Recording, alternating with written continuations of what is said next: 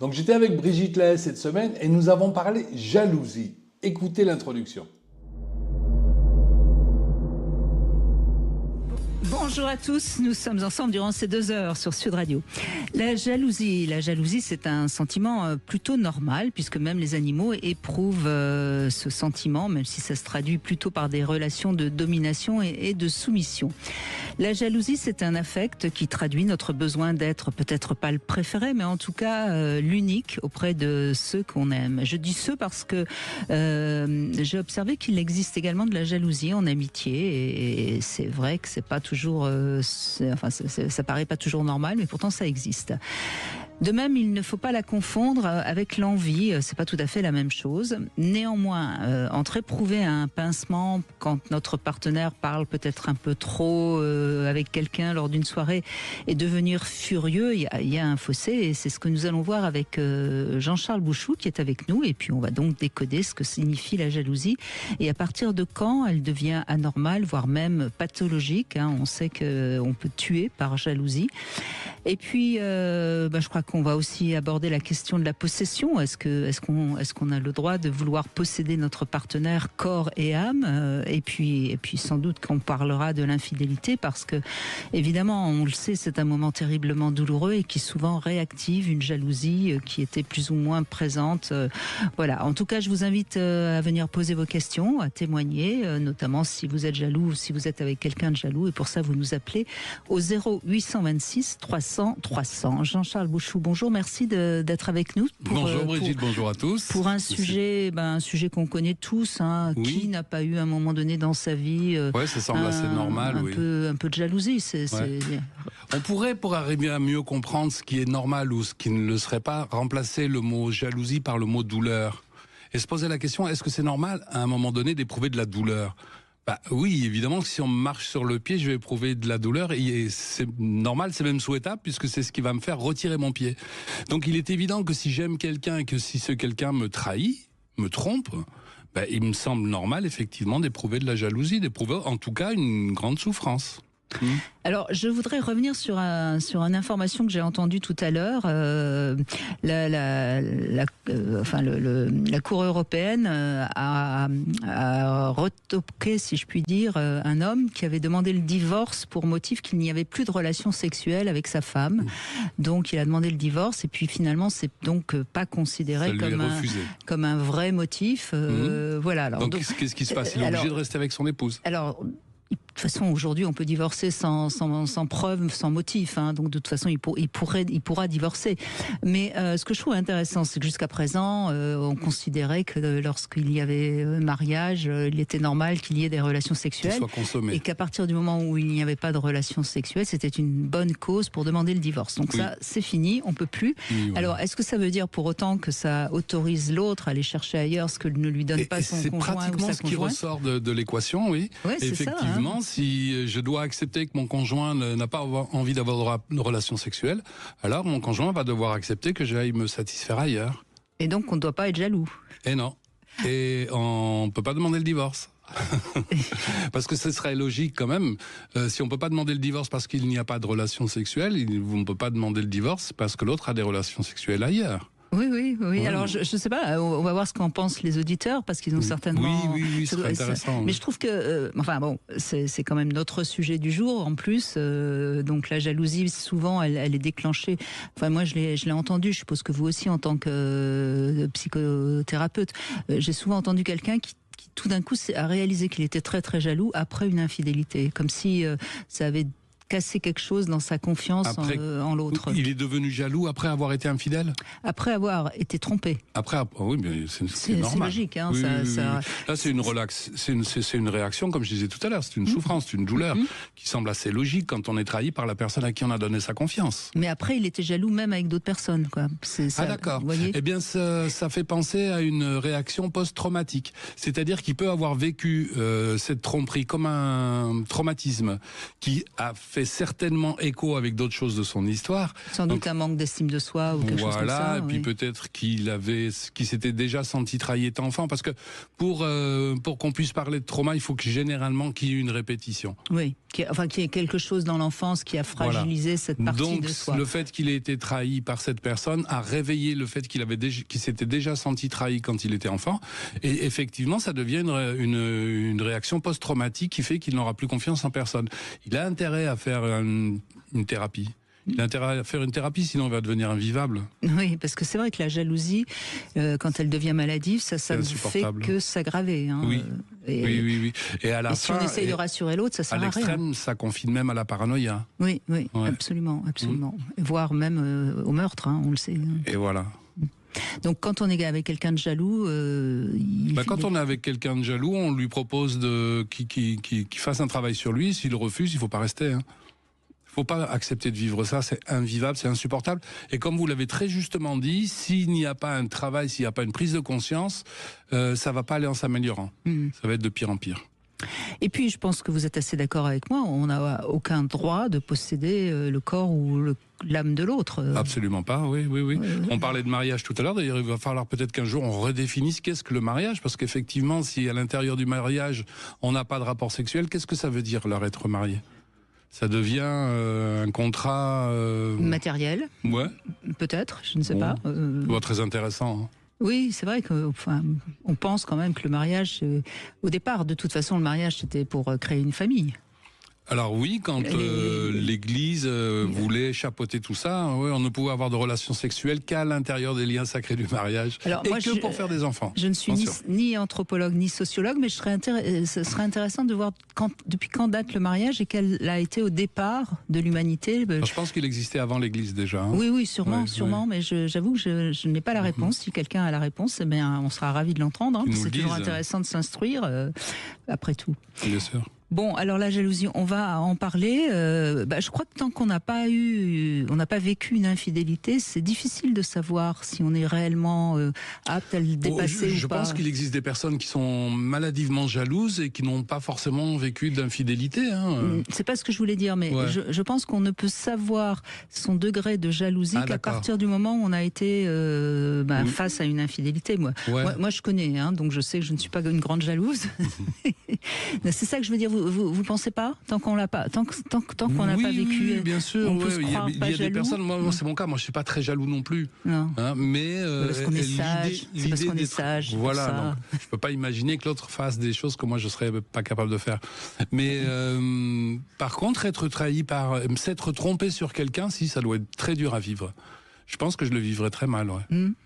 Oui. Bon, on va voir ce que nous disent ceux qui nous écoutent. Sud Radio 0826 300 300. Venez nous raconter vos petites souffrances de jalousie ou vos terribles drames de jalousie. Sud Radio. Parlons vrai. Sud Radio. Parlons vrai. 14h-16h, Brigitte Lahaie, Sud Radio. Jean-Charles Bouchou est avec nous, psychanalyste, psychothérapeute, et votre dernier livre, c'était Les violences invisibles aux éditions Le Courrier du Livre. C'est peut-être une violence invisible, d'ailleurs, parfois. La jalousie ? Oui. Ah oui, c'est une violence, elle est relativement visible, mais oui, c'est d'une grande violence. Je l'ai rarement subi, mais ça m'est arrivé. Je me rappelle d'une personne qui était très jalouse. C'est insupportable. Vous sortez, vous allez vous promener, et tout de suite l'autre va s'imaginer que vous avez fait des choses innommables. Vous avez regardé avec trop d'insistance. Non, c'est de la violence. Oui, je suis bien d'accord. Laurence, bonjour, merci d'être avec nous. Bonjour Brigitte, bonjour Jean-Charles. Bonjour Laurence. Bonjour. Alors, moi j'ai été jalouse moi-même. Mais j'allais dire contre moi, parce que c'est pas dans ma nature, et j'en souffrais. Mais c'était plus fort que moi. J'étais jalouse de mon ex-mari. J'avais eu l'impression de l'aider à grandir, on va dire, et de l'améliorer, et que quelqu'un d'autre puisse le regarder, ou qu'il puisse lui regarder quelqu'un d'autre. J'avais l'impression qu'il m'échappait. C'est intéressant parce que là on voit bien ce désir d'emprise ou de possession que vous aviez sur lui parce que vous l'aviez fabriqué. C'est vous qui l'aviez fabriqué, donc il vous appartenait. C'est ça. Et c'était c'était pas un très bel homme, mais il aimait plaire à tout le monde, et je ne supportais pas qu'il puisse parler à quelqu'un d'autre. Et encore pire quand j'étais là, j'en souffrais parce que je sentais que c'était pas fondé, qu'il m'aurait pas trompé, mais c'était plus fort que moi. J'arrivais pas à me détacher de cette espèce de possession que j'avais pour lui, qui était même pas justifiée, parce qu'il arrêtait pas de me dire que j'étais belle, que j'étais la femme de sa vie. Mais voilà, quand on allait quelque part, il fallait qu'il reste à côté de moi. C'était insupportable pour moi. Oui, mais en même temps, ce que vous avez dit qui peut expliquer ça aussi, c'est qu'il aimait plaire. Et parfois, c'est un peu agaçant quand on voit la personne avec qui on est, qui est sans arrêt en train de faire la roue. Parfois, c'est un peu agaçant, mais parfois, ça fait partie aussi des choses qui nous ont attirés vers la personne. Hein. Oui, bien sûr. Oui, c'est ça. Mais c'est sa nature. Oui. Oui, bien sûr, mais ça peut être un peu dérangeant. Ah, je ne supportais pas. Je ne supportais pas, et du coup, quand on était en réunion, enfin en public, j'étais méchante avec lui, je lui parlais mal, et j'arrivais pas à me retenir. C'était plus fort que moi. Et après, je m'en voulais parce que je me disais, bon, il n'a pas forcément mérité, puisque il a pas l'air d'avoir envie de me tromper. Mais est-ce que ça pourrait pas venir, c'est vous qui allez me répondre, hein, mais j'ai comme ça une idée. Est-ce que ça pourrait pas venir du fait que quelque part, c'est peut-être un manque de respect d'aller séduire toutes les femmes qui sont là quand on est dans une soirée avec l'homme de sa vie? Alors, c'est possible, mais ce dont je me suis rendu compte plus tard, c'est qu'en fait, c'était de moi dont j'étais pas sûre, et c'est moi qui l'ai trompé. Ouais, c'est moi qui suis allée voir ailleurs. Donc en fait, vous aviez peur de vos propres pulsions à vous, que vous attribuiez en fait, à l'autre. Oui, ça c'est fréquent. Hein. C'est ce qu'on appelle l'identification projective. C'est ça. Oui, bien sûr. La pulsion de tromper, elle n'est pas dans l'autre, elle est dans vous. C'était mes peurs, en fait. C'était les peurs de mon comportement que j'avais. Bien sûr.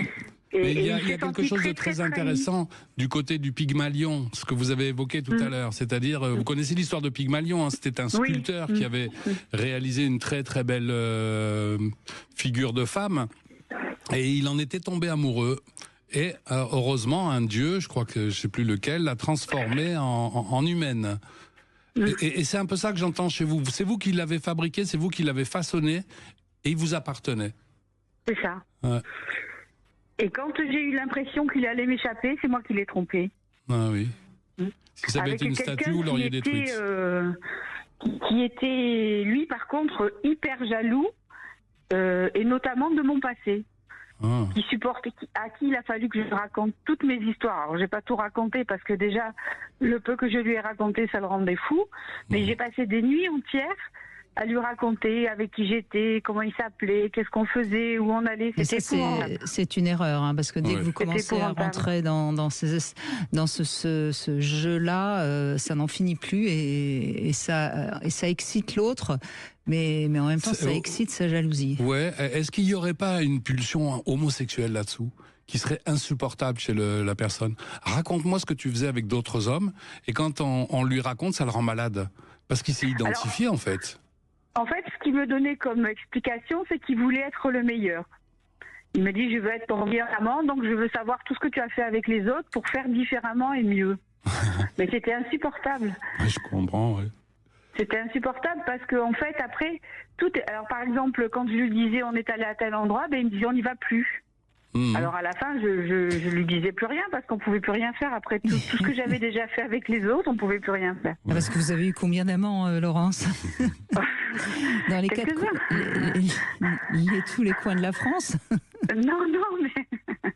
Non, mais si je lui disais je suis déjà allée dans ce restaurant, ah bon, avec qui et pourquoi? Et alors je disais plus que j'étais déjà allée dans un restaurant ou dans une ville. Je disais toujours non, je connais pas. Ça, Laurence, bon, vous le savez maintenant, mais on peut le dire à ceux qui nous écoutent. Ça, c'est un indice d'une jalousie qui peut devenir assez vite envahissante. Hein. Ah oui. Et ce qui était paradoxal, c'est qu'en fait, je me suis rendu compte après que cet homme dont j'étais la maîtresse, puisqu'il était marié, avait aussi encore une autre maîtresse. Il en avait 2 autres. Donc en fait, il était jaloux. Moi, il me voulait exclusivement, mais lui, c'est pas quelque chose qu'il pratiquait pour lui. Vous fonctionniez beaucoup en miroir, j'ai l'impression. Hein, l'un et l'autre étant infidèles, l'un et l'autre étant séducteurs. Oui, peut-être. Ouais. Est-ce qu'on pourrait pas penser, comme je l'ai déjà proposé tout à l'heure, que vous ne supportiez pas chez l'autre des choses que vous auriez pu trouver en vous, et lui de son côté la même chose? Je pense, c'est une explication, oui. Est-ce que vous avez été vraiment fidèle à un homme, Laurence? Je suis fidèle quand j'aime. Dès que j'aime plus, je suis plus fidèle. Oui, voilà. Donc on voit bien chez vous, en effet, quelque chose. Est-ce que c'est la peur d'être seul aussi? La peur de la solitude. Parce que quand on n'aime plus, on pourrait dire je m'en vais, et prendre le temps de faire une sorte de deuil, comme on le disait tout à l'heure, de la relation passée. Et, non, j'ai une vraie peur d'être seule. Non. Ouais, voilà, il est là le problème. Oui. C'est une angoisse d'abandon qui est là derrière, en fait. Pourtant, j'ai pas été abandonnée petite, ou du moins, j'ai peut-être vécu ça différemment. Oui, mais vous savez, l'angoisse d'abandon, elle peut s'expliquer par des angoisses quand on est très très bébé et que maman ne vient pas suffisamment Enfin, c'est très très curieux. Il ne faut pas oublier que jusqu'à l'âge de 6 ans, on est des êtres d'émotion, on est incapable de comprendre ce qui nous arrive et donc il peut y avoir des tas de choses qui se mettent en place et qui nous... Oui, puis extrêmement fragile. Parce que si ça fait résonance avec une angoisse précoce, l'angoisse d'abandon chez un tout petit est synonyme de mort. Si je suis abandonné, je ne survivrai pas. Mais c'est le cas. Alors que chez nous, adultes, quand on nous abandonne, généralement, quelques temps après, on se retourne, on regarde la personne qui nous a abandonnés, on se dit, il a bien fait, hein. Ça aurait été dommage qu'il reste. Donc en fait, vous voyez le grand écart qu'on est en train de faire entre danger de mort d'un côté et bonne nouvelle de l'autre. C'est pour ça que ça vaut le coup d'aller travailler un petit peu sur ces traumas infantiles, pour les dégager et les relativiser, quoi. Et moi, je dirais quand même toujours à tous ceux qui nous écoutent, la meilleure manière de régler cette angoisse d'abandon, c'est la spiritualité, je trouve. Je dis pas la religion, je dis bien la spiritualité. Oui. Je trouve. Oui, c'est une solution. Ça, et revisiter ces traumas de l'enfance. Bien sûr, mais c'est pas toujours si simple. Parce que même la spiritualité, si j'aborde la spiritualité à partir de mes névroses, je vais évoluer au ralenti, il me manque quelque chose. Moi, je le sais bien, je pratique par exemple la méditation zen depuis que je suis gamin. Et j'ai commencé à faire une psychanalyse, la première, j'avais presque 30 ans. J'ai vu ma méditation se transformer. Non, mais moi, comme vous le savez, je suis une adepte de la psychanalyse aussi, donc je ne suis pas en train de vous dire le contraire. Je dis simplement que pour certaines personnes, la psychanalyse est parfois un peu rude. Oui. Parce que c'est du scalpel. Ah oui, c'est difficile. Tandis que se réfugier dans la nature ou dans la spiritualité, ça panse un peu les plaies et ça permet de survivre. Voilà. Bien sûr. Mais bien sûr que dans l'idéal... Donc revenir à ses racines. Dans l'idéal, je suis d'accord, la psychanalyse et la spiritualité. Et là, on a tout réglé. La psychanalyse, j'espère que je ne vais pas choquer, c'est pour moi un morceau du chemin spirituel que nous pourrions faire dans notre vie. Je suis d'accord. Et d'ailleurs, il y a 2-3 auteurs magnifiques qui ont écrit, qui ont fait le lien entre les deux, parce que c'est indispensable. Oui. On n'ose pas, nous, en tant que psychanalystes, parce qu'on n'est pas là pour apporter des solutions ou pour prêcher la bonne parole auprès de nos patients. Donc évidemment, de la spiritualité, on en reste éloigné. Mais il n'empêche que, quel que soit le choix que va faire la personne, bien sûr, je pense qu'une psychanalyste fait partie du chemin spirituel. Bien sûr. Ouais.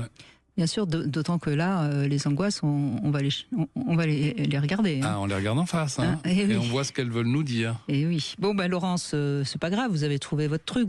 C'est pas la spiritualité, c'est la polygamie. Un après l'autre, jamais en même temps. Essayez en même temps, peut-être que ça va complètement enlever l'angoisse. Allez savoir. Je plaisante. En tout cas, merci de votre témoignage, parce que vous avez dit déjà beaucoup de choses sur la jalousie. Allez, on fait une petite pause, on se retrouve dans un instant. Et tiens, justement, notre Love Conseil, on va parler de résonance. La jalousie est au programme aujourd'hui avec Jean-Charles Bouchou. Est-il normal d'être jaloux et que signifie ce besoin de posséder l'autre? Nous attendons vos témoignages 0826 300 300. 14h-16h, Brigitte Lahaie, Sud Radio. Brigitte Lahaie, Sud Radio, le Love Conseil. Alors Jean-Charles Bouchou, vous parliez de résonance, et justement c'est mon love conseil, parce que très souvent il y a un mot, une phrase qui tout d'un coup nous fait prendre conscience de quelque chose qu'on veut vraiment, ou de quelque chose qui s'est passé, et tout d'un coup on réalise ce qu'on a vécu, et à ce moment précis, ça peut être un ami, ça peut être notre partenaire, mais ça peut aussi être un inconnu, ou vous là dans cette émission va dire quelque chose qui va provoquer en nous une profonde réaction. Et et c'est ce que j'appelle la résonance, parce que en fait, on savait peut-être un petit peu qu'il fallait prendre cette décision, ou que c'était notre désir, ou qu'on avait peut-être fait une erreur en faisant telle chose, mais ce mot qui est dit par quelqu'un d'autre, c'est comme un effet miroir, ça fait résonance en nous, et c'est un éclairage qui est vraiment intéressant, et je trouve qu'il faut surtout pas le louper, cet éclairage, parce que ça nous permet d'avancer. C'est un moment formidable qui nous est offert en nous, en notre inconscient, comme diraient les psychanalystes justement. Nos réponses, elles sont là, mais elles sont souvent un peu masquées par des croyances ou par des obligations, qu'elles soient familiales, sociétales, enfin que sais-je. Et puis tout d'un coup, il y a une résonance, et si on sait l'entendre, notre vie va être plus proche de nos vrais désirs. Donc c'est vraiment important. C'est ce que nous cherchons en psychanalyse. En psychanalyse, vous allez avoir un discours, au bout d'un moment, vous parlez, vous vous écoutez même plus. Et le psychanalyste, s'il vous entend bien, à un moment, il va reprendre juste un mot, et il va le répéter. Et vous êtes surpris. C'est moi qui ai dit ça, mais oui. C'est ce qui sort de votre inconscient. Exactement. Et effectivement, ça fait résonance. Et c'est magnifique, Et plus on est clair avec soi, plus on est apte à être en résonance, justement. Bien sûr, à accueillir des choses qui viennent de soi-même, en fait. C'est-à-dire que l'autre a dit le bon mot, mais c'est un mot qui a fait, comme vous dites, résonance avec quelque chose qui se trouvait à l'intérieur de vous. Si on préfère, ce qui est peut-être un mot plus familier. Oui. Et on est tous à même à avoir ça. Bien sûr. Mais souvent, c'est un peu masqué par des croyances, par des obligations. Donc soyez quand il y a un mot comme ça qui vous interpelle, soyez plus conscient, parce que ça parle de vous. Pourquoi est-ce que je réagis comme ça à ce mot? Qu'est-ce qu'il est venu me dire? Qu'est-ce que j'ai à entendre? Voilà. Agathe est avec nous. Bonjour Agathe. Bonjour Brigitte, bonjour Jean-Charles. Bonjour Agathe. D'abord merci Brigitte pour tout ce que vous faites, ça nous aide à mieux comprendre les gens, nous comprendre, et ça fait qu'on avance. Et voilà, merci, je crois que je vous remercierai jamais assez. Non, merci aussi à mes invités qui sont tous exceptionnels aussi. On est d'accord. Oui, parce qu'on forme une bonne équipe. Et vous aussi, vous êtes exceptionnels de témoigner avec autant de sincérité. Moi, ça me touche toujours beaucoup. Voilà. Alors c'est une histoire exceptionnelle que je vais vous raconter concernant la Mais on jalousie. est tous exceptionnels, Agathe. Oui, c'est vrai. Il faut en être conscient. Voilà. Et donc oui, en parlant de jalousie, je voulais vous raconter cette histoire qui s'est passée quand j'avais 25 ans. Je sortais donc avec une fille, voilà, on était bien comme ça, voilà, c'était léger tout ça. Et puis un soir, elle rentre, elle est en boîte, elle était sortie avec une autre personne. Donc on se séparait, tout ça. Avec une autre femme ou un autre homme? Oui, une fille. C'est moins grave, parce que je sais que les lesbiennes ne supportent pas qu'on les trompe avec un homme. Ça m'est jamais arrivé, donc... non, mais je peux vous le dire. D'accord. Bon, pardon, je vous ai coupé, allez-y, Agathe. C'est pas grave. Et donc, on s'est séparés, tout ça, et puis finalement, c'est là que c'est déclaré chez moi la jalousie, parce qu'au départ, je vivais ça tranquillement, vous voyez, pas comme si c'était acquis, mais je sais pas, voilà, on était comme ça. Et c'était de la jalousie envers cette autre fille qui était la raison de notre rupture. Et puis j'ai essayé de reconquérir donc la fille qui était partie, j'y suis arrivée, mais le truc c'est que à force de penser à cette personne qui était venue là, c'était pas une obsession, mais bon, quand je la voyais, j'aurais aimé qu'elle soit morte, j'aurais préféré qu'elle soit morte. Et petit à petit, elle m'a plu. Et après, je suis sortie avec elle. Donc, parlant de jalousie et d'amour qui se retrouvent quelque part. Donc vous êtes sortie, si je comprends bien, avec celle dont votre amie vous avait trompé. On est bien d'accord. Avec laquelle. Oui. Et alors que au départ, c'est intéressant aussi ça, Jean-Charles Bouchou. Oui, on dirait une guerre, quoi. C'est une guerre de tranchées avec quelqu'un à conquérir et qui est-ce qui va gagner. Ben, j'ai pas vu ça comme ça. Moi, j'étais contente au départ que notre couple se soit reformée. Quand on la voyait en soirée, voilà, elle m'énervait, tout ça. Et puis petit à petit, j'ai été attirée par elle, mais j'en étais surprise par moi-même. Oui, mais en même temps, Agathe, ce qu'on peut dire en la séduisant et en faisant l'amour avec elle, vous la possédiez et vous redeveniez maîtresse du jeu, si je puis dire, voyez. Oui, mais c'était pas donné d'avance parce que. Raison de plus, c'est d'autant plus passionnant si c'est pas donné d'avance. Imaginez l'énergie que vous avez dû y mettre, et cette énergie finalement, elle a soigné un petit peu la douleur de la jalousie, puisque c'était. Oui, mais ça a été bien plus tard, quoi. Hein, je veux dire peut-être un an ou après. Et donc après, ça a été une passion, puisque donc finalement avec la première, on s'est quitté, et je suis restée avec cette fille. Et c'était une passion, mais chaque fois qu'elle devait venir habiter chez moi, je ne l'aimais plus. Et dès qu'elle partait, je pouvais plus m'en passer. Je sais que j'avais entendu qu'un grand auteur, je sais pas qui c'est, Maupassant, il avait vécu la même chose. La personne, quand elle était là pour vivre avec, elle m'ennuyait.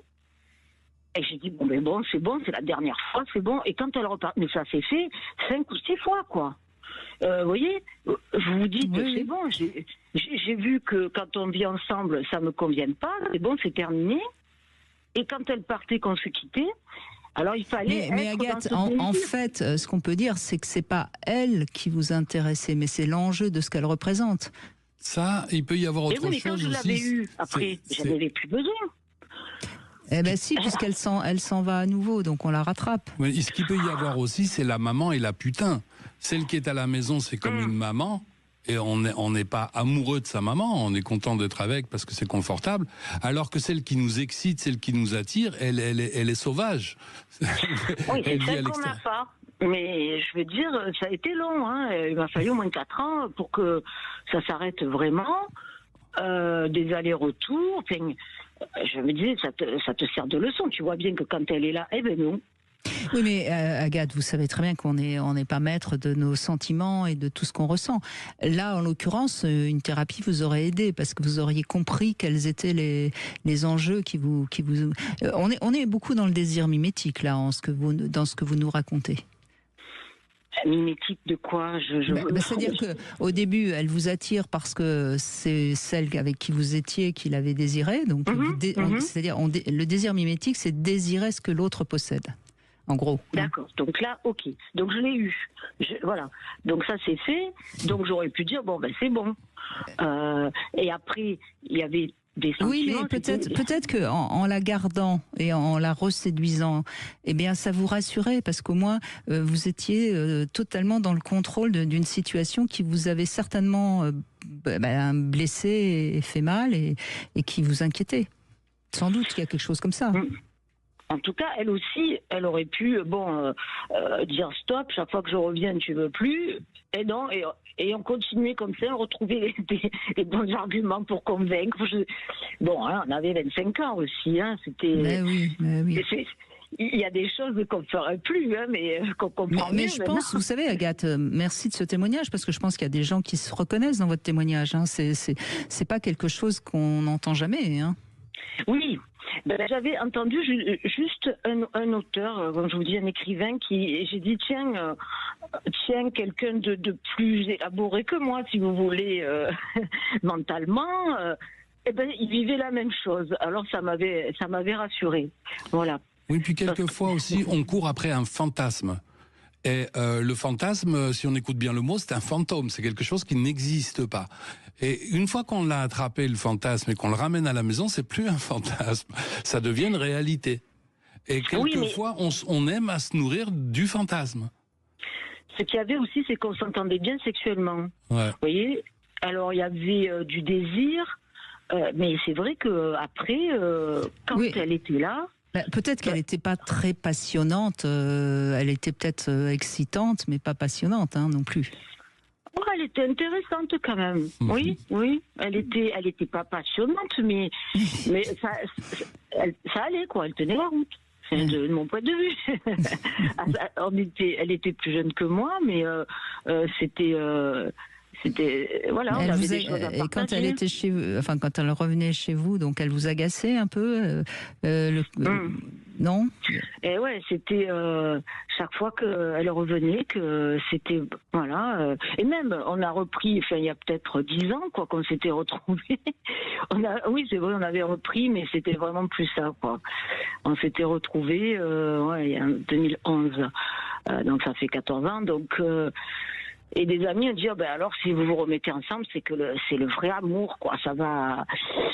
Eh ben non.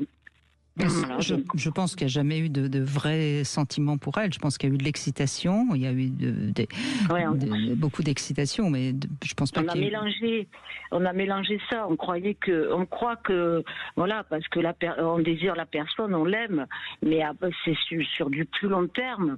Et maintenant, on le sait, quoi. Mais moi, je croyais que c'était l'amour, quoi. Enfin, oui, voilà. mais vous êtes d'accord, Jean-Charles, hein, l'excitation, c'est pas forcément de l'amour. Oui, hein. oui, Parfois, non. on peut avoir On peut être attiré par quelqu'un, effectivement, avoir des relations sexuelles intéressantes, mais après, c'est le grand vide. Et effectivement, à partir de là, on ne peut rien construire. Évidemment. Ouais. Ben, merci Agathe, en tout cas, de ce témoignage. Et oui, c'est la jalousie, elle est parfois moteur de beaucoup de choses. On fait une petite pause et on se retrouve dans un instant. Vous voulez parler à Brigitte Lahaie 0826 300 300. 14h-16h, Brigitte Lahaie, Sud Radio. Nous sommes aujourd'hui avec Jean-Charles Bouchou et on évoque la jalousie, on pourrait dire les 50 nuances de jalousie, hein, parce qu'il y en a, ça se décline à l'infini. Et on retrouve Marjorie. Alors pour l'instant, on n'a pas eu d'hommes, mais je pense que les hommes sont également jaloux et on les invite évidemment à nous rejoindre sur Sud Radio. Bonjour Marjorie. Oui, bonjour Brigitte, bonjour Jean-Charles. Bonjour Marjorie.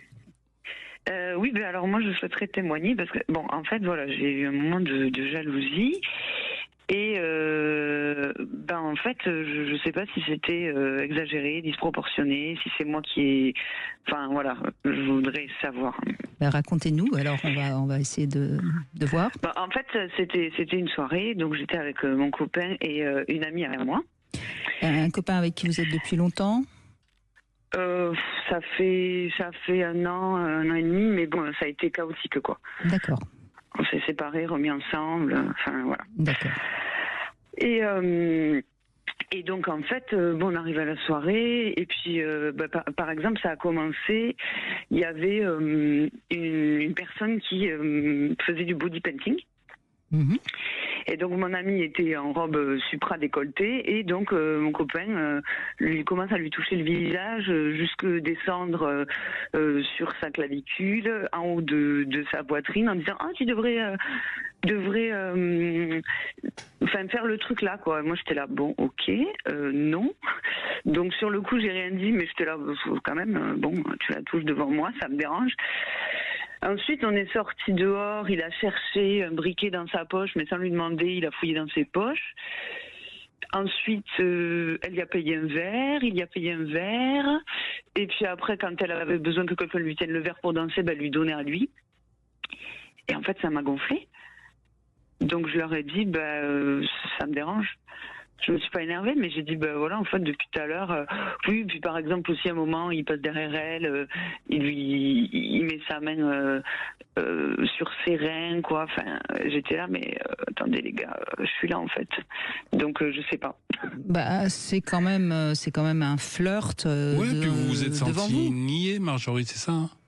Exactement. En fait, j'ai eu l'impression qu'ils étaient deux célibataires en train de se dragouiller, et sauf que moi, j'étais là, quoi. Bah, c'est un peu ce qu'ils ont fait, oui. Ouais, c'est un manque de respect. Oui. Ah, merci. Mais non, mais attendez, il est là, il la touche, il lui tient son verre, enfin comme s'il était avec elle, en fait. Mais ce qui est intéressant voilà. aussi, Marjorie, c'est que vous nous posez la question, est-ce que c'est normal ou est-ce que ça ne l'est pas ? Et moi, évidemment, je serais tenté de vous renvoyer à vous-même. Est-ce que vous estimez que c'est normal ou pas ? Parce que c'est vous qui allez la poser, la limite. Parce que peut-être qu'une autre personne, elle va dire, tiens, on va faire ça à 3, quoi. Moi, j'estime que c'est normal, mais comme lui n'a pas estimé que c'était normal et que elle non plus, je me suis dit, merde, c'est peut-être moi qui exagère. Non, quoi. vous avez considéré que c'était pas normal, ce qu'ils ont fait. Ah non. Bon. Et eux ont considéré que c'était normal, c'est ça que vous avez... Ils m'ont dit, oh, tu exagères, machin, ça veut rien dire. Alors là, après, en plus, il y a une double peine. Patati, patata. Il y a une double peine, c'est que d'abord, vous vous sentez, j'ai dit nié parce que j'ai pas osé dire humilié, mais en plus, quand vous vous dites ce que vous ressentez, ce qui est la moindre des choses, à ce moment-là, vous êtes de nouveau rabroué. Oh, en plus, tu te trompes. C'est de ta faute. En fait, c'est de votre faute, quoi.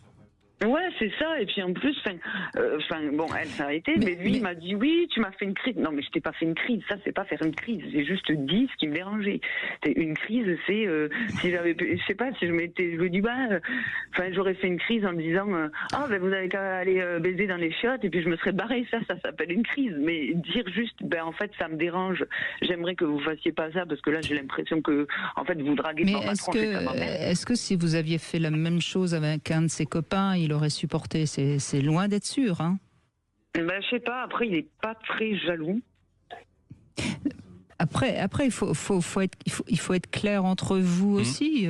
C'est peut-être lui qui considère que, même si vous êtes ensemble, il a le droit de tripoter d'autres femmes et éventuellement même de les séduire, même devant vous.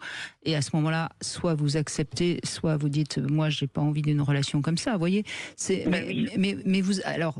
Quel que soit ce que pense chacun d'entre vous, c'est votre vérité. Alors, soit c'est des vérités qui sont compatibles et tout va bien, soit c'est des vérités qui ne sont pas compatibles et à ce moment-là, il faut voir quel compromis on fait. Et si on ne trouve pas de compromis, ça va, à un moment ou un autre, gêner la relation. Non, mais c'est évident, mais déjà je voulais... Parce que on peut aussi des fois être excessif et se dire que on est totalement dans notre droit et qu'en fait on est excessif, quoi. Ça peut arriver aussi, donc... Là, vraiment, visiblement, oui, il a flirté devant vous avec une autre. Et je pense qu'il y a beaucoup de personnes qui qui trouveraient ça pas normal. Donc vous avez... Et qui plus est, en plus, une amie à moi. Donc et votre amie n'est pas très cool non plus. C'est une, on va dire, peut-être pas une double trahison, mais c'est une double peine. Oui, c'est une double trahison. Et puis je lui ai dit à mon ami, j'ai dit attends 2 secondes, si je faisais la même avec ton mec, me dis pas que ça te dérangerait pas. Ouais non. Bon après j'en ai rediscuté avec mon ami. Oui. Avec des copains à nous qui lui ont dit non, là t'as abusé, et là elle s'est remise en question, elle a dit ouais peut-être que machin. Mais lui non, pour lui Bon vous savez à quoi vous en tenir vis-à-vis de lui déjà. C'est ça, c'est une question de valeur. Est-ce que vous partagez suffisamment de valeur pour pouvoir être ensemble? Parce que si à un moment donné pour lui c'est normal et pour vous c'est anormal, tout simplement vous n'êtes pas compatibles. C'est ce que je suis en train de me dire effectivement. Ouais. C'est voilà, mais après oui, la jalousie, ça peut être très. Mais il y a de fortes chances. Encore une fois, je ne sais pas, c'est pas lui qui témoigne, mais il y a fortes chances que si vous faisiez la même chose, il ne le supporterait pas non plus. Mais il fait partie de ces personnes qui sont, comme beaucoup de gens aujourd'hui, ils ont tous les droits et pas beaucoup de devoirs. Donc après tout, il a trouvé cette fille un peu excitante et puis il s'est laissé aller et puis vous n'aviez pas votre mot à dire puisque c'était son envie, voyez. Oui, c'est possible. Enfin, de toute façon, je pense que, quand j'en ai parlé, il m'a dit mais non, moi ça m'aurait pas dérangé, peut-être, mais. Alors ça, on n'en sait rien, mais on va pas répondre à sa place. C'est possible. Mais c'est possible, mais c'est pas certain du tout. Mais je pense qu'il est, ce qui m'ennuie le plus dans ce que vous racontez, Marjorie, c'est qu'il n'est pas capable de communiquer avec vous. C'est-à-dire qu'il n'entend pas ce que vous lui dites. Il n'entend pas que vous avez été blessé. Il n'entend pas au moment où vous lui dites durant la soirée, oh ça va, je suis là, respecte-moi. Donc moi c'est surtout ça qui m'ennuie parce que quand on commence on parlait hier de la communication, la vraie communication entre deux êtres. S'il n'y a pas de communication, ça sera de toute façon compliqué. Ah mais c'est sûr, oui, c'est vraiment oui. Alors ça c'était hier, mais c'est vrai que on a un gros problème de communication. Hein. Ça c'est, je pense que c'est lui quoi. Dès que je veux dire quelque chose.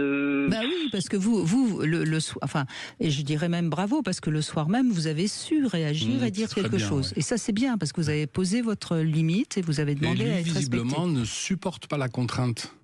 Parce que malgré tout, discuter, entendre les arguments de l'autre, devoir s'expliquer un peu, c'est une contrainte.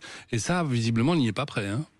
Non, c'est sûr. Après, voilà, dans la soirée, ils se sont éloignés après, mais c'est vrai que quand il m'en a reparlé, il m'a dit ça m'a saoulé, machin, ta réaction. J'étais là, mais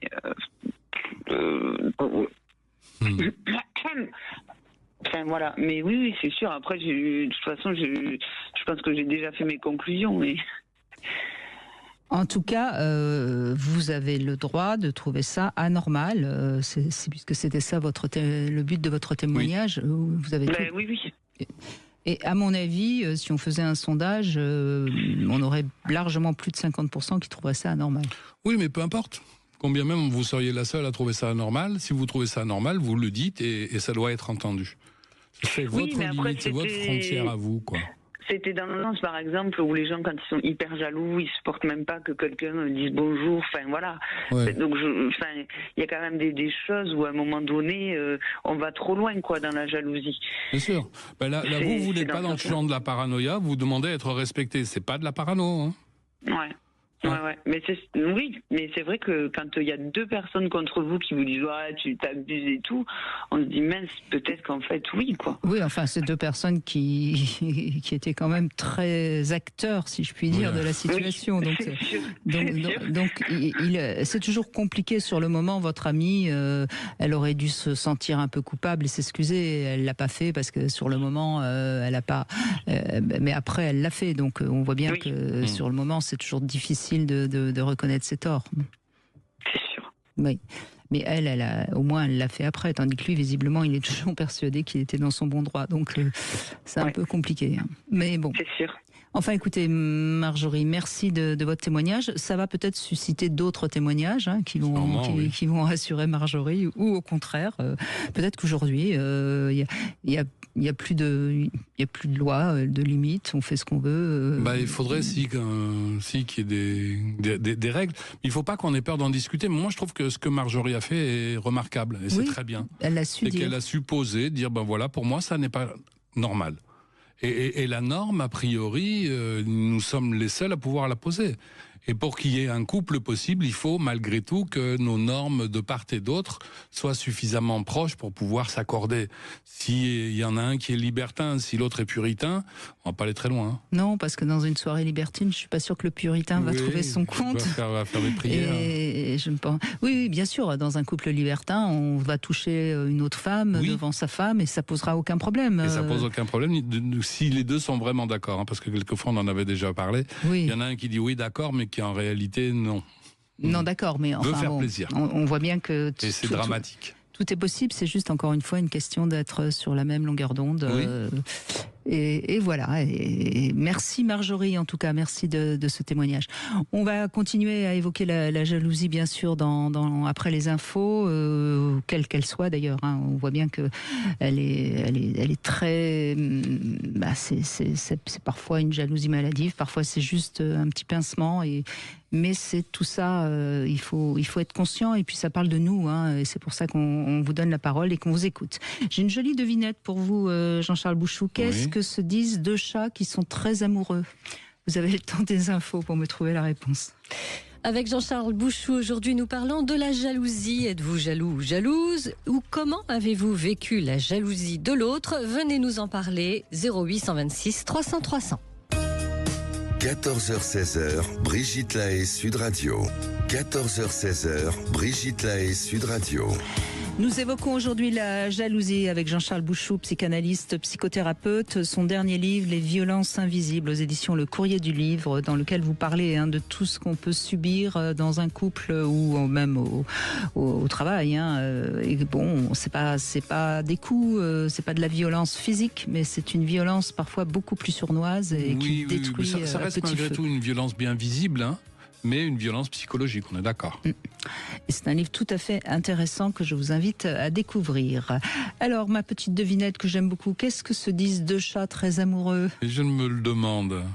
Nous sommes félins pour l'autre. C'est joli, oui. C'est mignon. Oui, c'est très mignon. Miaou. Nous avons Sophie maintenant qui est avec nous. Bonjour Sophie, merci de témoigner.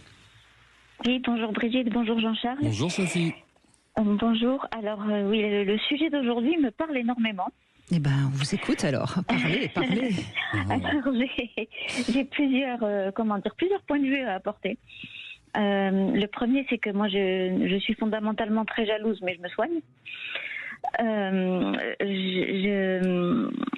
J'ai passé des époques absolument abominables parce que je traînais d'énormes valises suite à des incestes dans mon enfance, etc.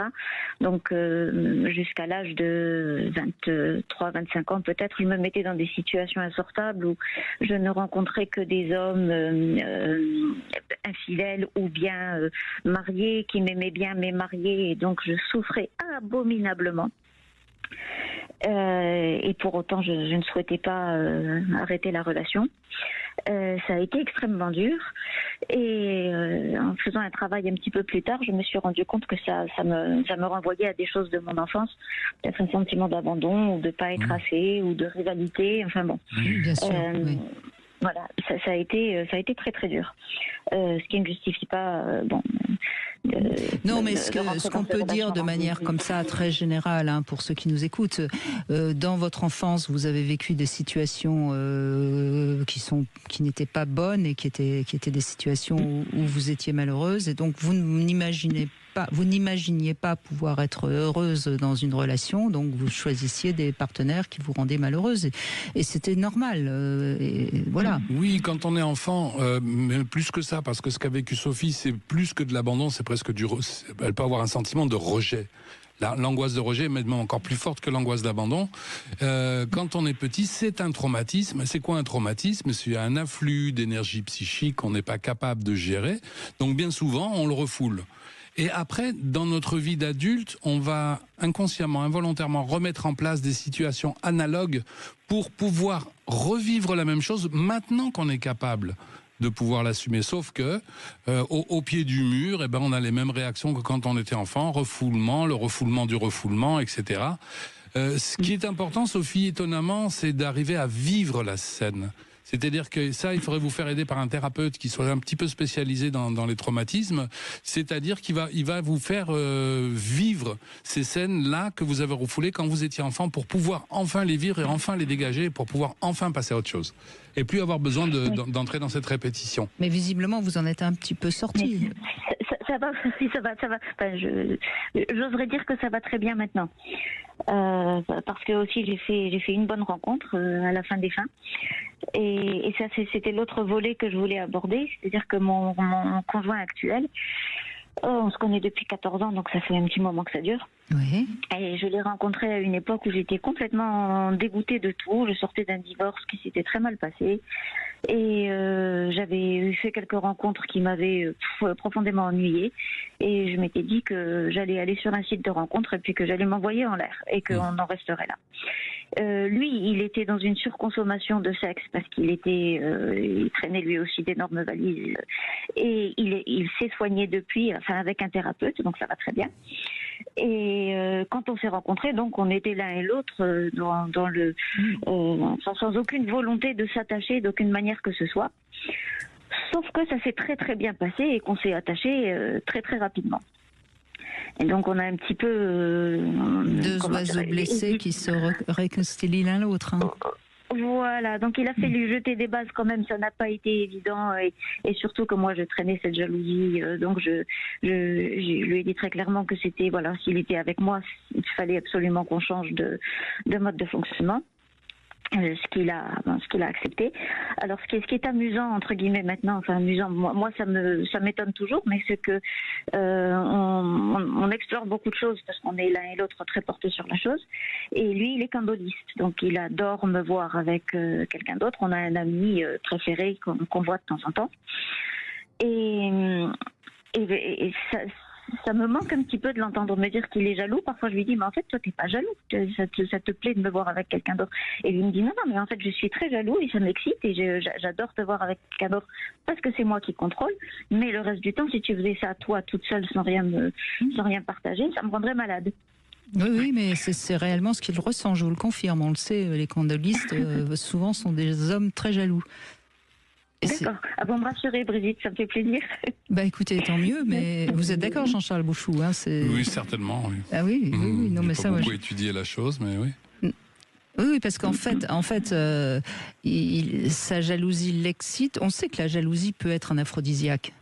Quand elle est contrôlée. Oui, non, mais quand elle est contrôlée. Et là, c'est lui qui contrôle, puisque j'irais même jusqu'à dire qu'à mon avis, si vous choisissiez un homme qui vous plaît beaucoup et que vous lui disiez je veux faire l'amour avec celui-là devant toi, il serait peut-être pas d'accord. Alors, je vous détrompe parce que c'est moi qui ai choisi notre ami.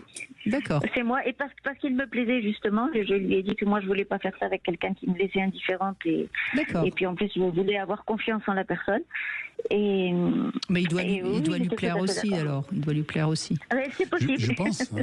Je pense qu'il y a une petite pulsion homosexuelle bien sûr, au fond de bien tout sûr. ça. Oui, bien sûr. On s'identifie à sa partenaire. Il fait un peu l'amour avec cet homme à travers vous, en quelque sorte. J'y ai pensé. Oui, bien sûr, bien sûr. Mais c'est pas grave, ça marche très bien comme ça. Tout le monde s'y retrouve. Et c'est ce qu'on disait tout à l'heure à Marjorie. Quand on est d'accord sur ce qui se passe, il n'y a aucun problème. Mais même dans la jalousie excessive, je me demande s'il n'y a pas, là encore, une pulsion homosexuelle. C'est-à-dire, on imagine que l'autre pourrait faire l'amour avec un autre homme ou avec une autre femme. Quand on n'est pas là. Alors que, on l'a vu dans certains cas, ça ne repose sur rien. Sinon, le fantasme du jaloux.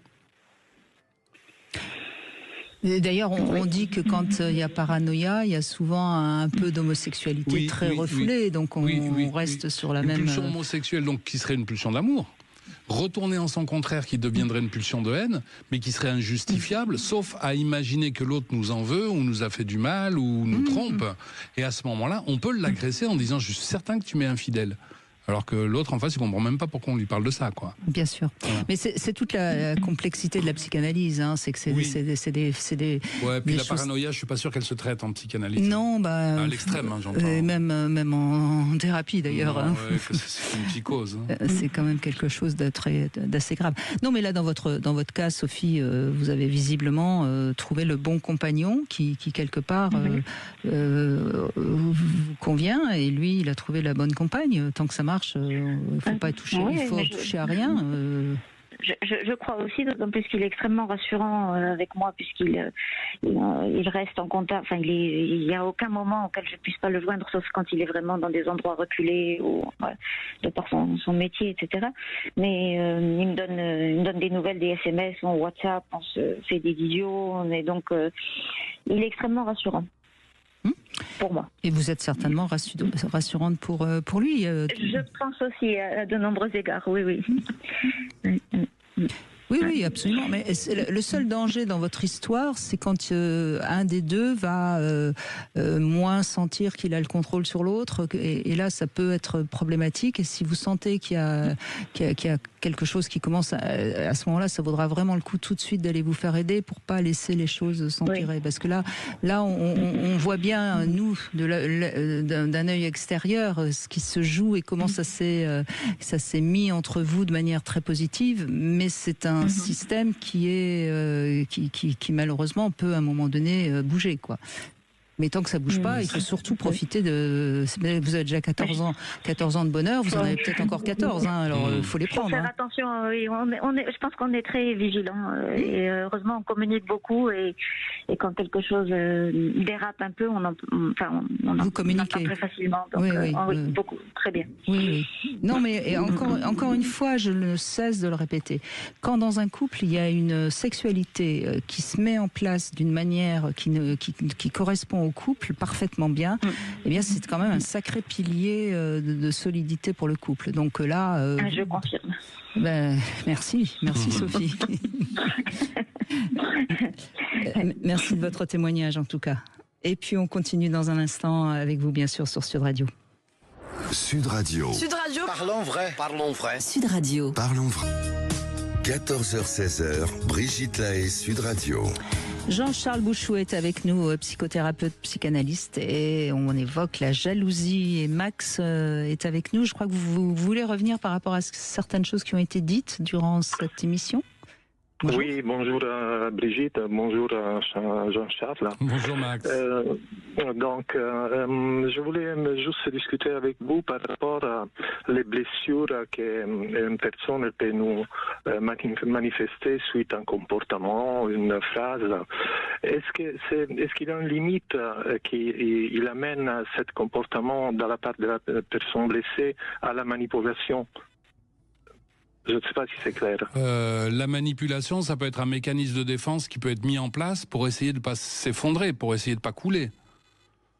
Oui, dans le sens, si ma partenaire me dit ton comportement m'a blessé, il faut pas le répéter. Donc, moi, je peux comprendre une fois, je peux comprendre 2 fois, mais après, c'est poser tout le temps des limites. Et la conséquence, c'est qu'on lève de la spontanéité dans la relation. Oui. Mais c'est ce que j'ai proposé à un moment donné. Ce serait bien que dans un couple, on ait un socle commun de valeurs. Effectivement, si on vous reprend sans cesse sur votre comportement et qu'on vous demande tout le temps de changer, ben à la fin, ça sera plus vous, qui serez là. Et je vais plus loin. Je suis désolé, c'est peut-être difficile à entendre, mais si je dis à l'autre, tu dois changer, ben quelque part, je lui dis aussi, je t'aime pas. Parce que si je t'aimais, je te prendrais tel que tu es, Oui, même si parfois il y a une rigidité psychologique qui l'amène à demander à l'autre de changer parce qu'on n'est pas capable de rentrer dans le monde de l'autre. Ouais. Et par rapport à les partages des valeurs, moi je pense que la différence des valeurs dans un couple et dans une relation surtout, c'est une richesse. Oui. Parce que la fin de la relation, c'est de grandir, c'est de devenir des personnes meilleures. Donc si on peut partager des valeurs que moi je n'ai pas mais que ma compagne est là et ma compagne elle partage des valeurs que moi j'ai et elle n'a pas, avec le temps on va devenir des personnes avec une vue sur la vie, sur les relations beaucoup plus complète. Je ne sais pas si... Ouais, mais pensez à rester vous-même quand même. C'est bien de grandir, c'est bien de s'améliorer, de devenir une personne meilleure, je suis d'accord avec ça, mais à un moment donné, je serai jamais parfait, puis j'ai mes petits défauts, et l'autre, ça va être bien qu'à un moment donné, l'autre m'accueille comme je suis, avec mes qualités, avec mes défauts, Et puis je crois qu'il y a deux choses différentes. On peut dire à l'autre que on a été blessé, ça c'est une chose, mais on n'a pas à lui dire qu'il faut qu'il change, vous voyez. Si vous avez blessé votre partenaire, qu'elle vous le dit, vous allez, si vous l'aimez, vous allez essayer de ne plus la blesser. Mais c'est pas la même chose que quand elle vous demande de changer quelque chose. Vous voyez, il y a une différence fondamentale. Et puis encore une fois, si on a des valeurs très différentes, on va pas pouvoir à un moment donné trouver quelque chose de compatible, parce que sinon ça veut dire que vous reniez vos propres valeurs pour adhérer à celle de l'autre. Donc bien sûr que c'est intéressant. Je suis d'accord avec vous, Max. La différence, elle est intéressante parce qu'elle nous confronte parfois à nos croyances et ça fait tomber des croyances. Et là, ça peut être intéressant. Mais les valeurs, les vraies valeurs qui sont des choses sur lesquelles on peut pas. Je sais pas, moi, je dis n'importe quoi, mais moi, je pourrais pas vivre avec quelqu'un qui vend des mines impersonnelles et qui tue des enfants. C'est une valeur qui n'est absolument pas compatible pour moi, vous voyez. Donc j'ai pris exprès un exemple un peu extrême. Il y a des personnes que peut-être que ça ne dérangerait pas parce que ça rapporte beaucoup d'argent et que finalement c'est très bien, ça permet d'avoir un château et un hélicoptère et je ne sais quoi. Vous voyez, Max, est-ce que qu'est-ce que vous voulez ajouter ? Donc il faut qu'on ait un socle de valeurs commun à l'origine pour pouvoir arriver à faire un couple, un minimum. Oui, mais c'est vrai qu'il faut toujours essayer de grandir dans la relation. Je pense que l'autre il devient comme un miroir et on voit qu'est-ce qui nous manque, sur quoi on peut réfléchir, sur quoi on peut s'améliorer. Mais lequel des deux va avoir raison ? Imaginez que pour l'un, la fidélité c'est extrêmement important et que pour l'autre, la fidélité n'a aucune importance et qu'il a envie d'aller faire ce qu'il veut quand il veut. Lequel des deux doit s'adapter ? Oui, ça c'est sûr, il faut une certaine disponibilité. Mais je peux vous faire un exemple personnel pour avoir votre avis. Bon, moi, après la séparation qui a été très douloureuse, j'ai commencé à sortir avec des autres femmes Et avec certains, surtout 2 femmes, je suis resté en contact. Il n'y avait rien entre nous, il n'y a eu absolument rien, juste à boire une chose et c'est tout. Mais on partageait des intérêts comme la psychologie, la synergologie et tout ça. Et surtout avec une de ces femmes, je suis resté en contact, on était devenus amis. Et de temps en temps, elle s'est confiée à moi parce qu'elle sait que moi, je m'intéresse beaucoup de psychologie. Et par exemple, une fois, mon ex-compagne, elle est allée lire sur mon téléphone une conversation que j'ai eue avec elle, où elle s'est confiée avec moi en disant je suis avec quelqu'un, moi je le savais déjà, mais je ne suis pas bien parce que dans les derniers temps, les choses ne vont pas très bien, on ne fait plus l'amour comme avant. Moi, je suis une femme tactile, j'ai besoin de caresses et tout ça. Ma compagne, quand elle a vu ça, elle a dit tu parles de sexualité avec des autres femmes, ça m'arrange pas, c'est pas sérieux de sa part, tu devais la couper tout de suite parce que tu es engagé avec moi. Vous voyez, là, par exemple, c'était un point de rupture important. Parce que pour moi, il n'y avait rien de, rien de mal. Je n'étais pas en train de la tromper, mais j'écoutais une amie qui était en difficulté, qu'elle s'est confiée à moi. Mon intérêt, c'était juste de l'écouter et de donner des éléments de réflexion si c'était possible. Mais l'interprétation de mon ex-compagne, c'était complètement le contraire. Je parlais de sexualité et de sexe avec une autre femme. Oui. Vous voyez, bien sûr, voilà. Oui, votre exemple, il est intéressant parce qu'il y a moi j'ai envie de dire 2 choses et puis Jean-Charles vous donnera sa réponse. D'abord, elle a quand même été fouillée dans votre téléphone, ça on peut ne pas être d'accord sur cette valeur-là. Et ensuite, c'est pas vous qui parlez de sexe, c'est elle qui vous raconte quelque chose parce qu'elle a besoin de se confier. Donc oui. Oui, je suis tout à fait d'accord avec vous, Brigitte Lahaye. Il existe un endroit qui s'appelle l'endroit de l'intime. C'est-à-dire, à l'intérieur de moi, j'ai mes pensées, j'ai mes fantasmes, toutes ces choses-là, personne ne les connaît, personne n'a à les connaître, ni même mon conjoint. Sauf si j'ai envie de les partager avec elle, auquel cas on n'est plus dans le fantasme, on devient dans une sorte de passage à l'acte.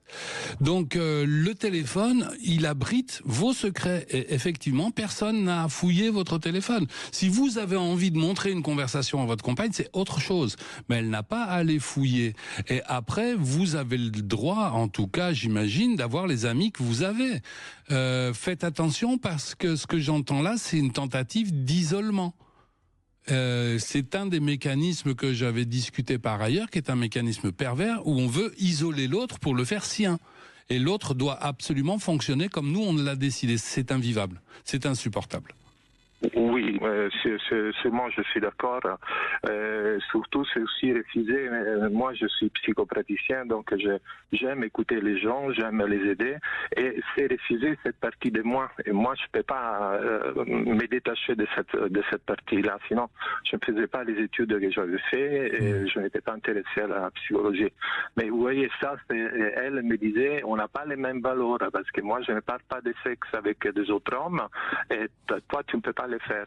C'est un exemple concret de comme, au contraire, on peut dire, oui, je peux parler de sexualité avec un ami qui se confie à moi, qui est en difficulté, je peux l'écouter. Il n'y a rien de mal. Oui, mais c'est là où vous avez raison. Vous n'avez pas les mêmes valeurs. Moi, je parle de sexe presque tous les jours. Si je suis avec un homme qui ne supporte pas que je parle de sexe, ça pourra pas coller. On est d'accord. Il y a des choses qui ne sont pas compatibles et je crois qu'il est plutôt intéressant, et ce sera d'ailleurs notre sujet mardi, c'est plutôt intéressant de le découvrir assez vite dans une relation parce que sinon on souffre, on essaye de s'adapter, on essaye de renoncer à soi et puis finalement on ne renoncera jamais assez parce que l'autre va prendre de plus en plus le pouvoir. Donc je crois que vous avez raison, Max, c'est une relation qui n'était pas viable. Oui, mais c'est dommage parce que pour autre chose, ça marchait très très très bien. Donc, on se demande quoi d'ailleurs, hein. Non, mais je dis dans les petites choses, dans la vie quotidienne, les partages, il était intense, important, il y avait une syntonie, il y avait une complicité, mais sauf sur certains points, malheureusement, il y avait une différence de vue de la vie et qui menait à la rupture de la relation. Mais ne regrettez rien parce que ça se serait certainement aggravé vu ce que vous nous avez dit. Donc, oui, il faut avoir une belle conversation avec elle, une grande conversation, et à la fin, soit il y a un accord entre les deux, soit effectivement, ce ne sera pas viable. Merci en tout cas de votre témoignage et puis bonne continuation, Max.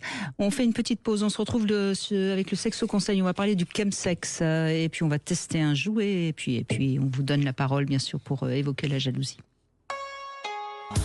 Venez apporter votre témoignage et réagissez à l'émission en appelant dès maintenant le 0826 300 300. Brigitte Lahaie, Sud Radio, le Sexo Conseil. Eh bien, Jean-Charles Bouchou, on va parler du chemsex. Alors, à peu près tout le monde a plus ou moins entendu parler de tout ça. Et je crois que si j'ai envie d'en parler aujourd'hui, c'est surtout pour que ceux qui ont des ados sachent exactement de quoi on parle, afin de pouvoir en parler quand même un tout petit peu à leurs ados et de les protéger. Donc le chemsex, ce sont des drogues qu'on prend durant les rapports sexuels pour obtenir plus de jouissance. Souvent, elle se prend en groupe durant plusieurs heures, voire même parfois plusieurs jours. Il y a des groupes comme ça qui durent plusieurs jours et qui prennent du chemsex. C'est surtout dans la communauté gay, mais pas uniquement. Mais enfin, la majorité du chemsex s'utilise chez les gays. C'est une drogue qui est généralement c'est la 3-MMC. Alors, elle a comme avantage de se désinhiber et elle offre, semble-t-il, moi j'en ai jamais pris, mais elle offre des sensations corporelles accrues. Donc, ça donne une sensation de jouissance plus forte, ça désinhibe. Elle génère également une euphorie qui va donner le sentiment d'être plus fusionnel. Elle rend plus endurant aussi, ce qui peut se comprendre qu'on ait envie quand on fait du sexe pendant plusieurs jours d'en prendre. Elle permet de rester éveillé, c'est-à-dire que quand on prend du chemsex, on peut rester 2 jours sans dormir et rester en forme. Bref, moi je dis tout ça, mais en même temps je pense que c'est grave d'utiliser le chemsex parce que c'est pas sans risque. D'abord, ça développe une véritable emprise sur la vie sexuelle des utilisateurs, et puis ça a des effets négatifs sur la santé, sans oublier le côté addict. Ça peut provoquer des arrêts cardiaques si c'est mélangé à trop d'alcool ou à d'autres drogues. Donc c'est quand même quelque chose on commence aujourd'hui la santé commence à s'intéresser, le ministère de la Santé commence à s'y intéresser, et je précise que pour ceux qui éventuellement sont un peu touchés par le chemsex, il ne faut pas hésiter à aller au CEGID. C'est un centre gratuit de dépistage et de diagnostic où vous pourrez voir où vous en êtes si jamais vous êtes dans une consommation un peu excessive. Vous dites ça touche des adolescents. Ça touche parce que les adolescents, normalement, ils n'ont pas besoin de médicaments pour que ça fonctionne. Non, mais ça touche, vous savez, ces communautés gays qui vont dans les backrooms, etc., et qui font des soirées où on va c'est celui qui va rester le plus longtemps éveillé, qui va avoir le plus de rapports. C'est quand même une sorte de concours, quoi. Oui, vous savez qu'on est chez les jeunes, il y a souvent une sorte de notion de performance, le plus, et donc le chemsex aide à être plus performant, plus. Donc c'est pour ça que voilà. Mais encore une fois, heureusement, c'est pas forcément tous les ados, loin de là.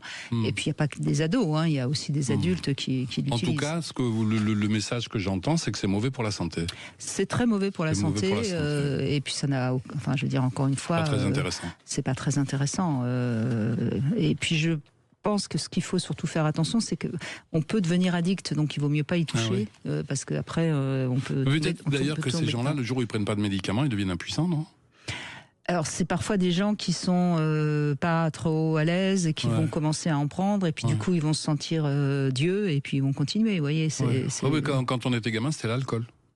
Et c'est encore l'alcool, malheureusement. Voilà, on picolait un peu, ça nous désinhibait, on osait aller draguer les filles qu'on n'aurait jamais osé sans ça. Mais on n'avait pas besoin de ça pour le sexe.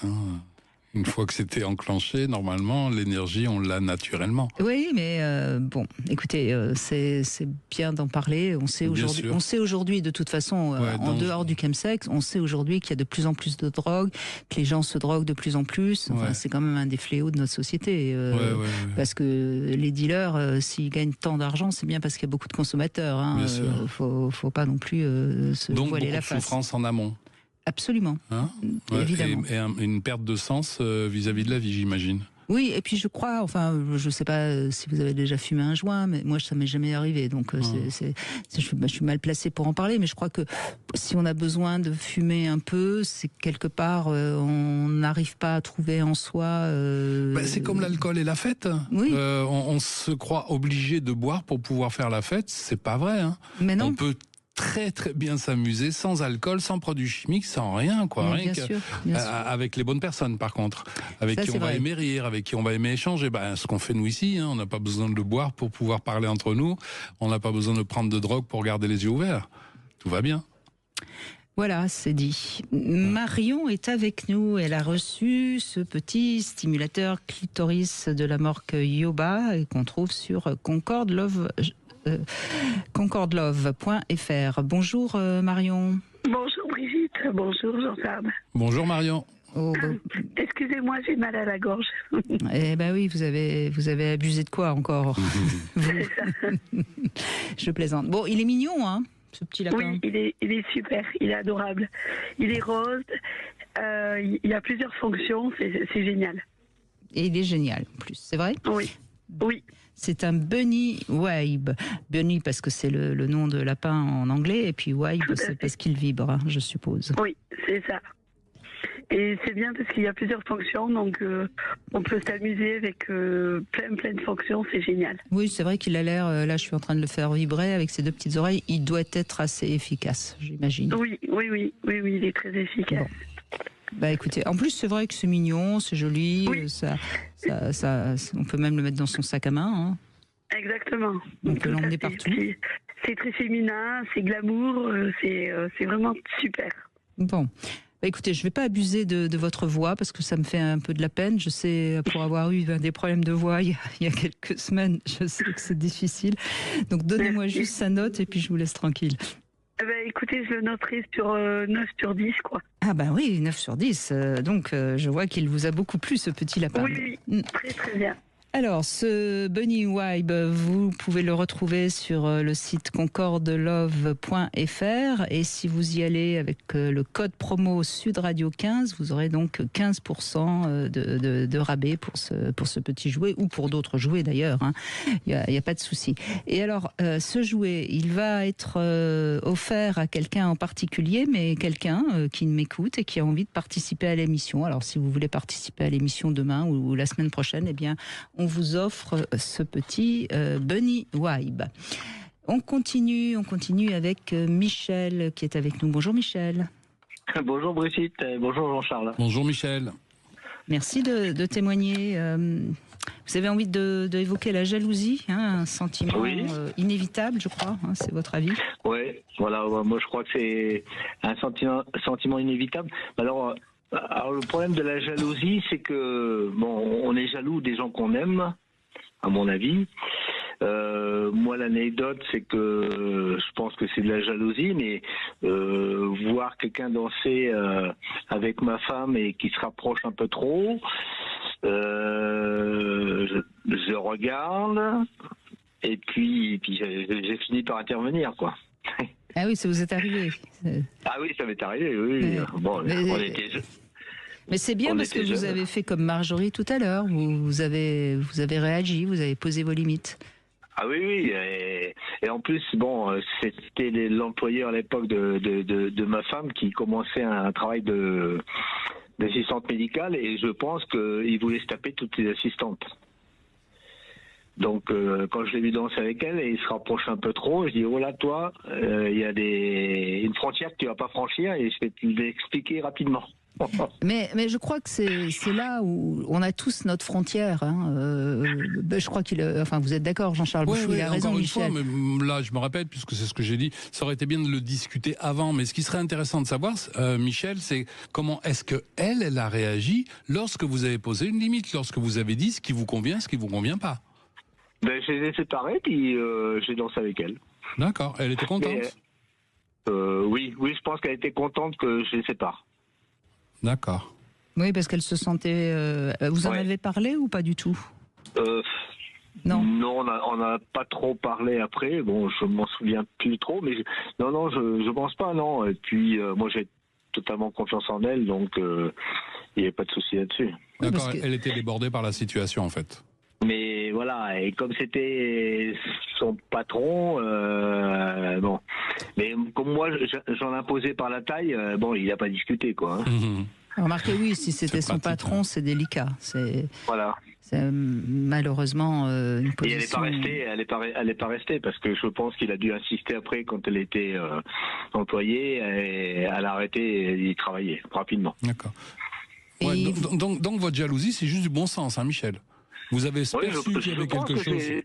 Je pense que c'est du bon sens. Bon, après, avec le temps, moi j'aimais bien qu'on regarde ma femme. Bon, par contre, quand elle mettait des robes un peu courtes, des mini-jupes, bon, elle montrait ses jambes. Bon, j'adorais ses jambes. Donc, bon, effectivement, si c'était un peu trop haut, bon. Ah, il y avait des limites quand même. Oui, il y avait des limites quand même, oui.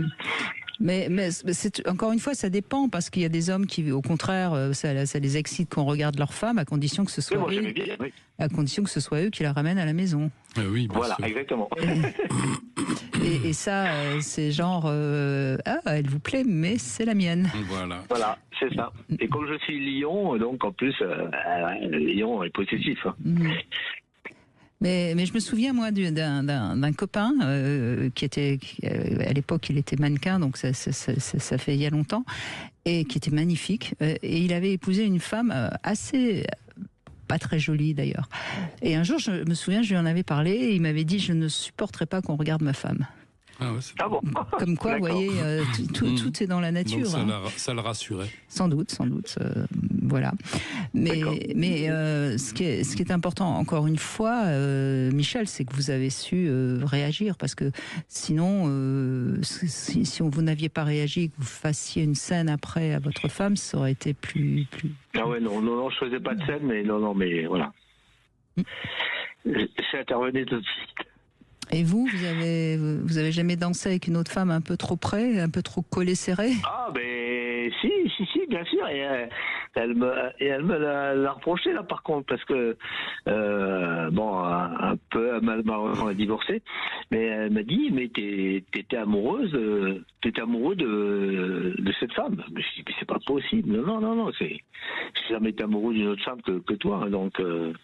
Bon, mais en fait, c'est tout ça aussi qu'il faut dire, peut-être, Jean-Charles Bouchou, c'est que on est avec quelqu'un, on n'a pas envie de le tromper, et puis tout d'un coup, on est en train de danser parce que ça se fait comme ça, c'est une soirée, etc.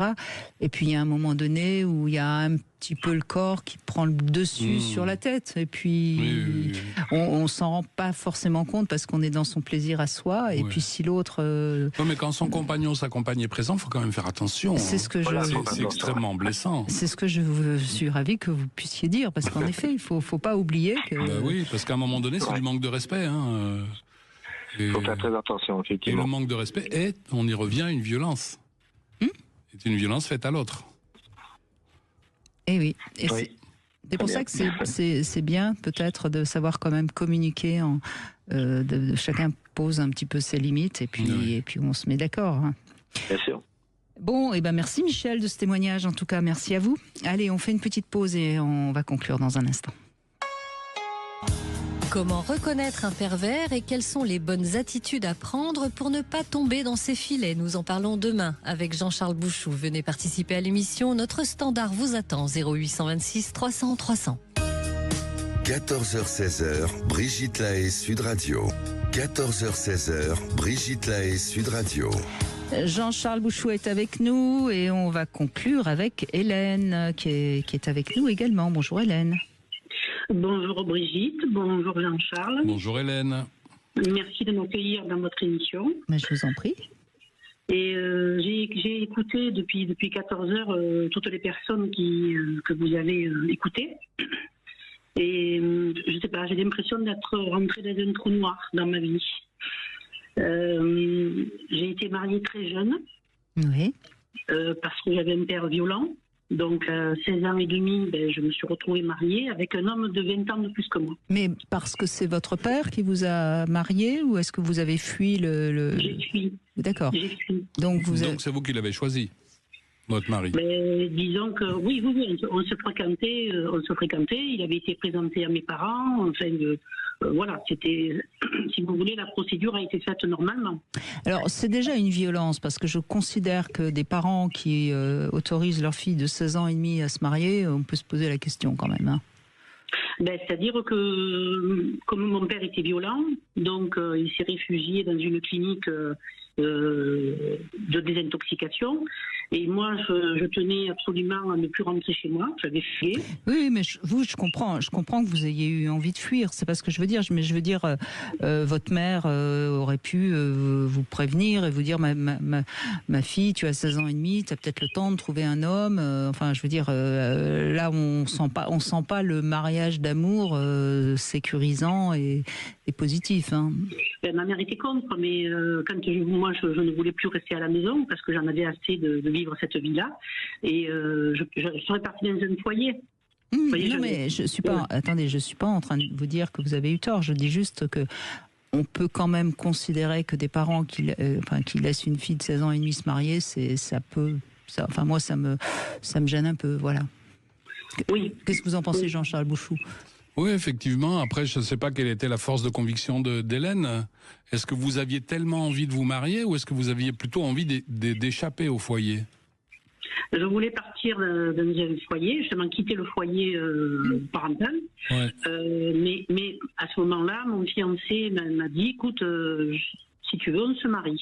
Ça faisait presque un an qu'on se fréquentait. Et bon, j'étais assez mature, hein. J'avais peut-être 16 ans, mais j'étais très mature. Et donc, je me suis mariée, donc il a fallu que je demande l'émancipation à mon père. Là, et je me suis mariée, mais on s'entendait très bien, il était rigolo. Il me faisait rire, on s'entendait bien, voilà, c'était pour moi. Mais alors, en quoi vous dites que c'est un trou noir? Parce que quand j'entends les couples qui sont jaloux de leur mari ou les maris qui sont jaloux de leur épouse ou de leur compagne, moi, si vous voulez, je n'ai pas eu l'occasion de le rendre jaloux. Il a été possessif, jaloux et exclusif dès le départ, mais je m'en suis pas rendu compte parce que on n'avait pas d'amis. Moi, à 16 ans et demi, j'ai quitté le lycée, mais j'avais pas d'amis, pas de. Oui, j'entends bien. Vous quittez une famille qui est négative, toxique, pour un homme toxique. Ça fait penser à ce que je disais tout à l'heure sur l'isolation, l'isolement. Là, on est dans les mécanismes qu'on discutera demain de perversion narcissique. Hein. Et ce qui fait que, si vous voulez, moi, j'ai été dans un tourbillon. Après, je suis restée 2 ans, j'ai quitté l'école. Que je n'aurais pas dû, parce que bon... Bien sûr. Et vous êtes resté combien de temps avec lui? 16 ans. 16 ans. 16 ans, mais avec à 32... pas mal d'enfants. Vous avez eu combien d'enfants? 4. Oui. Voilà. C'était peut-être un choix de votre part, ou vous êtes... Oui, ça a été un choix de ma part. Lui n'en avait pas. Il avait dépassé les 40 ans. Donc voilà, c'était une Et c'est vous qui avez demandé le divorce? Disons que ça s'est fait parce que on ne s'entendait plus. C'est-à-dire qu'il était jamais content. Et, il était jaloux, possessif, il vous faisait des scènes, il était violent. Mais non, justement parce que je n'ai donné aucunement l'occasion qu'il soit jaloux. Vous voyez, je ne parlais à personne. Mais parce que vous aviez peur qu'il vous fasse une scène ou parce que vous étiez dans un isolement sans vous en rendre compte? Disons que je sentais qu'il était quand même assez jaloux et possessif parce que à l'époque c'était la mode des jupes courtes, alors qu'il me faisait porter des jupes longues, pas de décolleté. Quand si vous voulez, quand j'ai eu mes enfants, je n'ai même pas eu le droit d'aller voir le kiné pour, vous savez, après un accouchement. La rééducation périnéale. La rééducation, tout à fait. Donc je n'ai rien fait du tout. Je n'ai pas pu aller au cinéma avec mes enfants. Il avait peur que je me fasse, c'était son expression de me faire sauter par le projectionniste. Enfin voilà, vous voyez. Oui, là, une fois de plus, on est on est dans le face champ de la parano. Exactement. On est dans le champ de la parano. On est plus dans le sujet de demain que dans le sujet d'aujourd'hui, hein, parce que on est au-delà de la jalousie. Vous êtes complètement enfermé, interdit de sortir, interdit de faire ce que vous voulez. Et si vous a choisi à l'âge de 16 ans, c'est pas un hasard. Hein.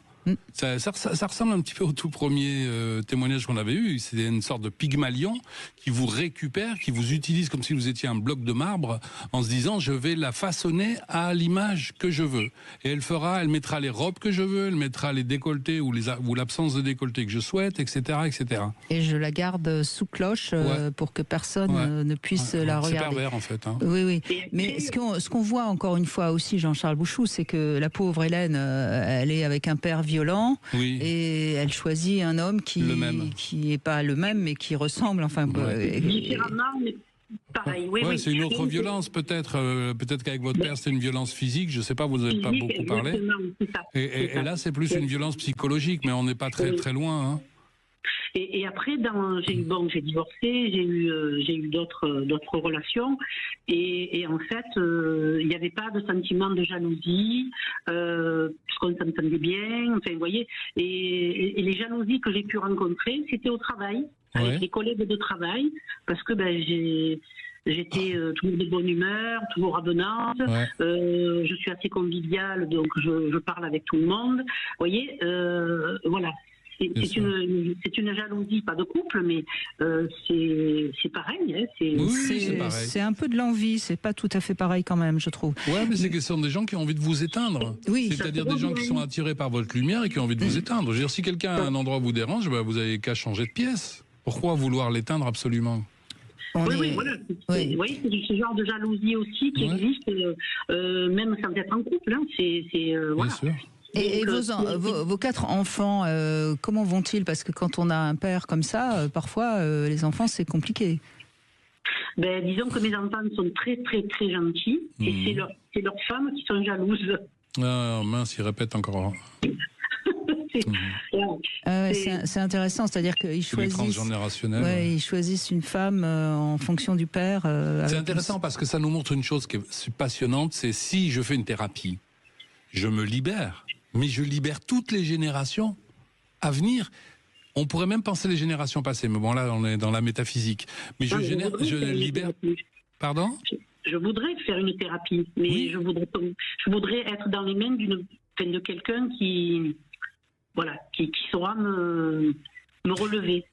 Ça, Hélène, il faut commencer, et puis si c'est pas la bonne personne, vous en changez jusqu'à trouver la bonne. Vous savez, quand l'élève est prêt, le maître arrive. Hein. Si vous êtes vraiment prête à faire une thérapie, à un moment donné, vous rencontrerez un bon thérapeute. Mais vos enfants, peut-être, auraient aussi besoin, parce que on voit bien qu'ils répètent. Et c'est pour ça que je posais la question, parce qu'on sait à quel point, lorsque les enfants ont eu un parent, ça peut être la mère, parce que les femmes aussi sont perverses. Il n'y a pas que les hommes. Identiques. Il y en a autant. Il y a autant de femmes que d'hommes, contrairement à ce qu'on entend en ce moment. Quand les enfants, en tout cas, ont eu un parent pervers, parfois ça laisse des traces, et soit ils sont eux-mêmes pervers, soit ils choisissent parfois un partenaire. C'est une éternelle répétition, quoi. Ouais, une éternelle répétition. Et c'est pour ça qu'on est là et que vous êtes là, Jean-Charles Bouchou, pour éclairer tous ceux qui nous écoutent. Merci Hélène, en tout cas, de votre témoignage. Merci beaucoup. On va conclure, puis demain, on l'a dit, on va définir un peu ce que c'est que les pervers et comment on peut les reconnaître. Vous donnerez encore une fois de nombreux éclairages à tous ceux qui nous écoutent. Tout de suite, vous retrouvez Alexandre Delovan pour C'est votre avenir. Et si vous avez envie de témoigner sur la perversion, vous pouvez de toute façon dès à présent appeler Sud Radio. Vous savez que on peut vous donner un rendez-vous même la veille pour le lendemain. Sud Radio, c'est vous qui donnez le ton.